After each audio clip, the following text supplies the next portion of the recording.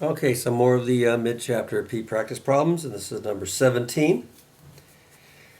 And we just have a radical in the denominator, so we're in violation of no number 3. We can't have a radical in the denominator. So we have to rationalize that. Now it's a binomial term, so we have to use the conjugate. Remember the conjugate. So have to multiply the top and the bottom by the conjugate of the denominator, and that's just exactly the same thing except the middle sign is opposite. So instead of being the square root of 2 plus the square root of 6, I multiply by the square root of 2 minus the square root of 6. And when I multiply the bottom by, I have to multiply the top by, and this is going to accomplish the goal of rationalizing the denominator. We want to rationalize that denominator.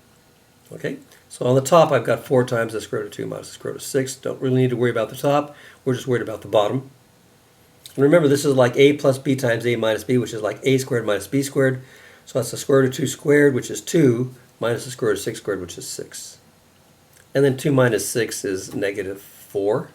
And negative 4 goes into negative 4, negative 1 times.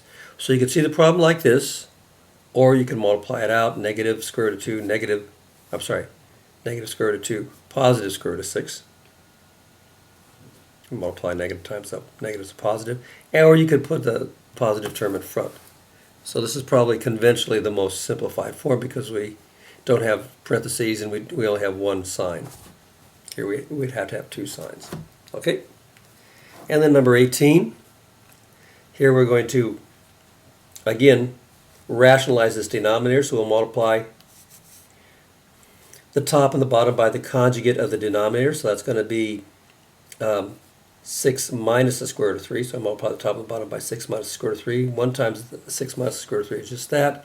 And then again, this is like a plus b times a minus b, so it's just like a squared minus b squared. So 6 squared is 36. Now be careful.